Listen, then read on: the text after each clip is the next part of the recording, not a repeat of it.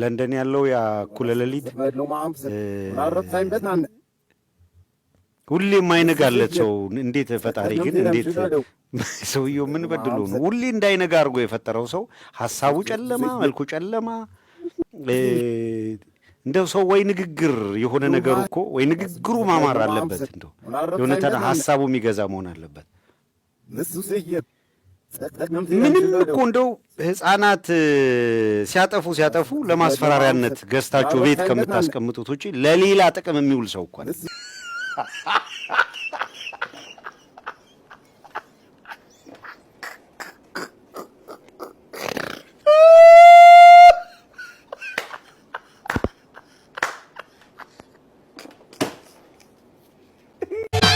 በፖለቲካ ውስጥ ለንደን ወስደው የሆነ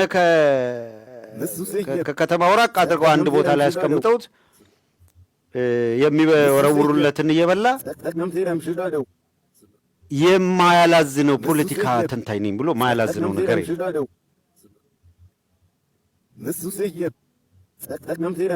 ምናልባት ሌሎች በቪዛ በፕሮሰስ በሆነ ችግር ሊሆን ይችላል ሀገር ይተው ይሄዱ ይለቀቁ ሪፖርት ይደረጉ እንዲደረጉ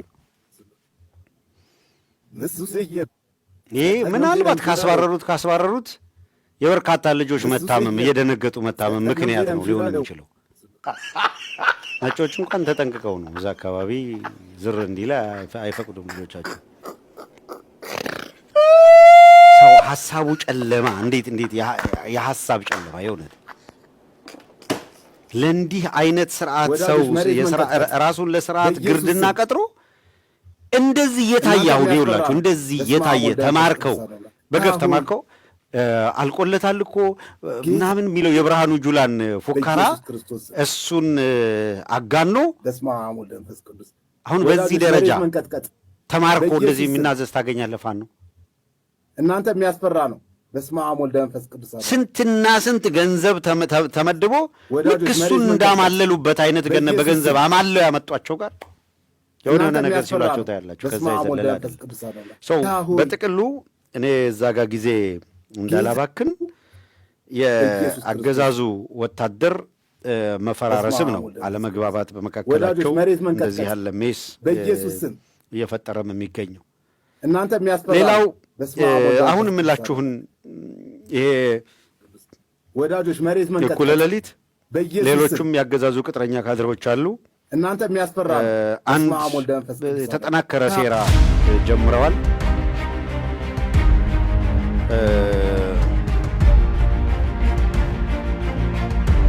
እዚህ ማለች አንድ ወደ ግራ ነው ወደ ቀኝ ወዴት ለመሄድ እንዳሰበች ግራ የሚገባ ሰው 2 ደቂቃ ተራምዳ 6 ደቂቃ የምታርፍ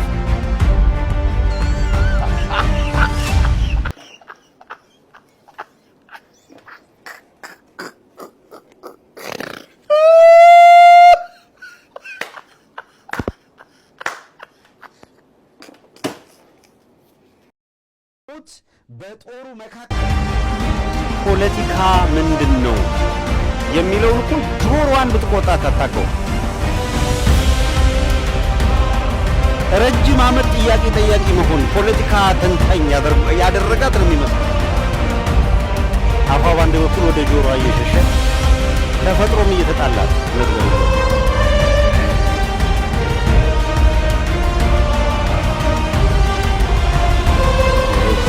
ጉድ ተሸክመ ነው እንደኖርን በእውነት ስንቱን ጉድ ኮንሰፕቱ ምንድነው ማለት አሁን የሰው የሚከራከርበትን ነገር የሆነ ነገር መከራከሪያ ይዞ መጥቶ በዚህ መንገድ ነው መከራከር ይሄ እንዲህ ሊሆን ይችላል ምናምን እሱ አንድ ነገር ነው ፖለቲካ ነው ካለ ትንታኔ ይፈልጋል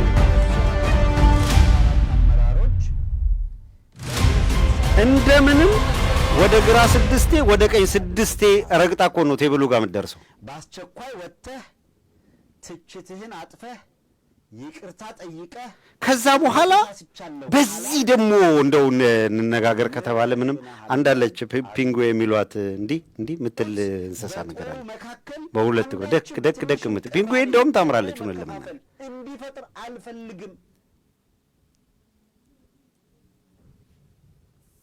እኔ እኮ ከማንም ድንኩል ጋር ነው እኮ ስንሰቃይ ኖር ነው። ችግር ተፈጠረ። አሁን ሰው በራሱ የሚተነትነው የሚያቀርበው ምናምን ሀሳብ ካለ ይዞ በቃ ያዋጣኛል የሚለውን ለህዝብ ሊሰማው የሚችለውን ማቅረብ ነው።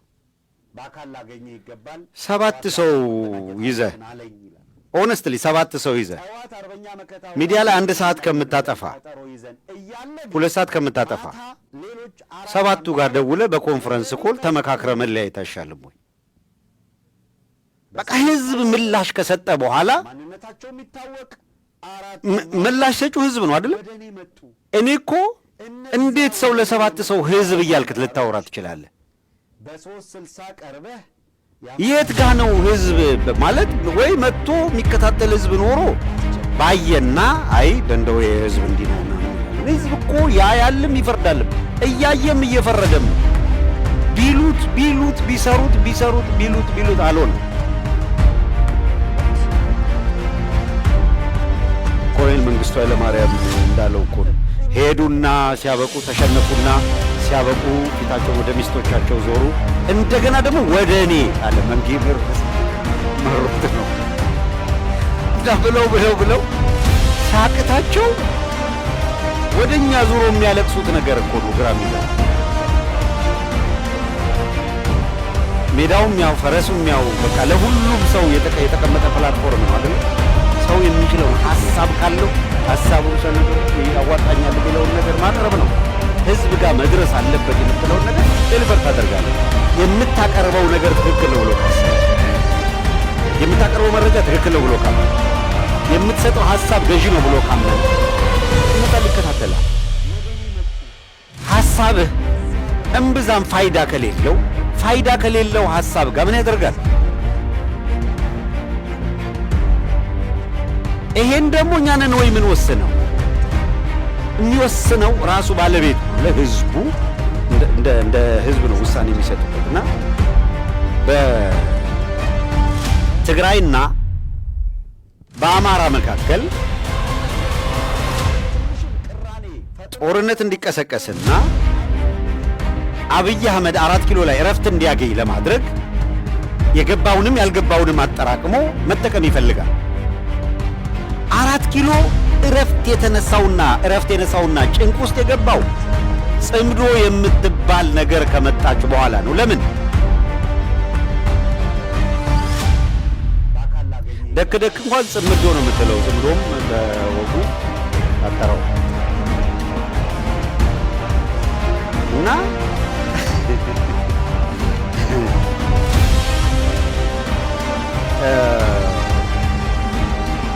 ፖለቲካ የእውነት ቅድም እንዳልኩ እኔ ምንም ሰው ተፈጥሮ እኔ በግድ እንዳይለ ገብረሰራሴ ሯጭ ልል አልችልም።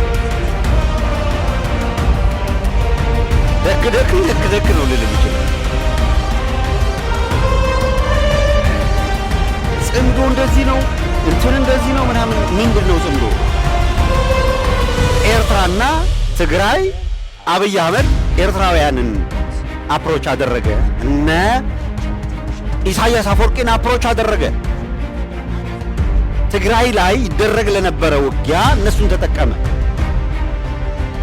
ቀጠለና ራሱ ኢሳያስን እንዲገልለት የኢሳያስን ኢታማዦር ሹም ፊሊጶስን ከፕሪቶሪያ ስምምነት ጋር አያይዞ አብይ አህመድ ወደ ፕሪቶሪያ ስምምነት ከህወሓት ጋር ሊገባ ከነጌታቸው ረዳ ጋር ሲሞዳሞድ ጀነራል ፊሊጶስን በጎን አፕሮች አድርገው ለጀነራል ፊሊጶስ ገንዘብ ከፍለው ኢሳያስን ለማስገደል ሞከሩ እና አብይ አህመድ አፕሮች አድርገውታል። ጀነራል ፊሊጶስ አንድ ቀን ይህን መረጃ ወይ ያወጣዋል ወይ እና አብይ አህመድ ይተፉታል። እንደ ጀግንነት ከወሰዱት ምን ጀግንነት ይባላል? የከሸፈ ነው። ክሹፋን ናቸው። ጀነራል ፊሊጶስን አፕሮች አደረጉና ኢሳያስን ምታ፣ እኛ እናግዝህና ኤርትራ ባንተ እጅ ላይ ትሁን አሉት። ጀነራል ፊሊጶስ እሺ ብሎ ሰማቸው። ታማኝነቱን ለኤርትራና ለኤርትራ ህዝብ አደረገ።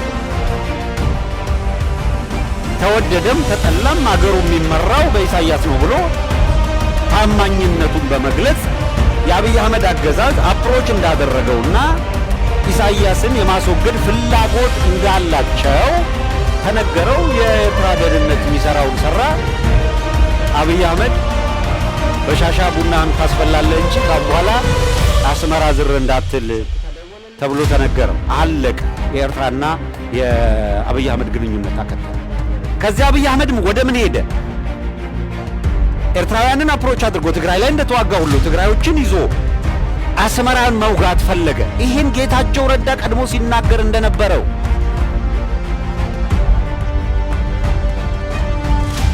ሶነ ጌታቸው ረዳ ቮድካ ሲገዛላቸው ይህንን የአብይ አህመድ ህልም ለማሳካት ከአብይ ጋር ሆኖ ኢሳይያስን መበቀል የተሻለ ነው የሚል ምርጫ ይዘው ሄዱ። የነ ደብረ ጽዮን ቲም እዛ የቀረው ደግሞ ኖ የለም፣ ትግራይን ማጥፋት ሲፈልግ አስመራን አፕሮች የሚያደርግ፣ አስመራን ማጥፋት ሲፈልግ መቀሌን አፕሮች የሚያደርግ ይሄ ሰይጣናዊ እሳቤ ጦረኛውን አብይ አህመድን ነው እንጂ ማስቆም ያለብን እኛ እየተዋጋን መኖር የለብንም አሉ። እኛ ማቆም አለብን ይሄን ብለው ስለተነጋገሩ ስለተወያዩ በዚያው መተማመን ምክንያት የህዝብ ለህዝብ ግንኙነትን ጀምርና ለአብይ አህመድ እርስ በርስ የመዋጊያ በር አንስጠው፣ ክፍተት አንስጠው፣ ድንበር ይዘጋ ብለው ወሰኑ። ጽምዶ የሚል ትርጓሜ የሰጡት እሱን ነው። ልክ ጽምዶ የሚለው ሲመጣ 4 ኪሎ ላይ ዳይፐራቸው ወደ መግዛት ይላል። ለምን እንዳሰቡት ኤርትራንና ትግራይን ማዋጋት አይቻልም። ከሸፈ። 1 2 አማራንና ትግራይን በወልቃይት በራያ ይሹ ሲዋጋ እንዲኖር ካሽሚርና ጋዛ ሰርጦ ነው ሲዋጉበት እንዲኖሩ ነው የሚፈልገው። ወዴት በዘላቂነት የጦርነት ቀጠና እንዲሆን ነው የሚፈልገው። በዚህ በኩል ኮሎኔል ደመቀን አስታጠቀ፣ በዚያ በኩል ደግሞ እነጌታቸው ረዳን አስታጠቀ። የነጌታቸው ረዳ ኃይል መጥቶ ራያን እንዲቆጣጠር አደረገ። የነ ኮሎኔል ደመቀ ኃይል ወልቃይት ላይ እንዲቆይ አደረገ። ለምን? ወልቃይት ኮሊደር ነው ወደ ሱዳን መውጫ፣ ለትግራይ ከተሰጠ አያዋጣም። ወልቃይት የሱዳን ኮሊደር ባይሆን ኖሮ አንድ ቀን አያድርም። አብይ አህመድ ይህን ወልቃይትን ለህወሓቶች ሰጥቶ ህወሓቶች ጥያቄያችሁ ተመልሷል አልቋል በሚል አማራው ላይ ዘምተው አብረው እንዲወጉ ያደርግ ነበረ። ኤርትራ እንዋጋም አሉት። አማራ ጋር ፋኖ ጋር ሄደን እንዋጋሉ አንዋጋም አሉት። ውጊያ እንዲጀመር ለማድረግ ወልቃይትን አጥቅጣችሁ ያዙ አላቸው። አንገባም። በአደባባይ ነው መግለጫ የሰጡት። ታስታውሱ እንደሆነ ከዓመት በፊት አንገባም። ራሱ የፕሪቶሪያ ስምምነት የፈረመው የፌዴራሉ አካል የኮንቴስትድ ኤሪያዎችን ጉዳይ ይፍታ እንጂ እኛ በኃይል አንገባም ብለው እንዲያሉ። ራያ የሚተኩስ የለም መከላከያ ብቻ ነው ያለው፣ እናንተ ስትወጡ መከላከያው ለቆላችሁ ይሄዳል ተብለው እነሱ መጡ፣ መከላከያ ለቆላቸው አስረከበ። ልክ እንደ ራያን እንዳስረከባቸው ነው። ጠለምትንም በዚያ መንገድ አስረክበን ማነው ወልቃይትንም በዛ መንገድ አስረክበን።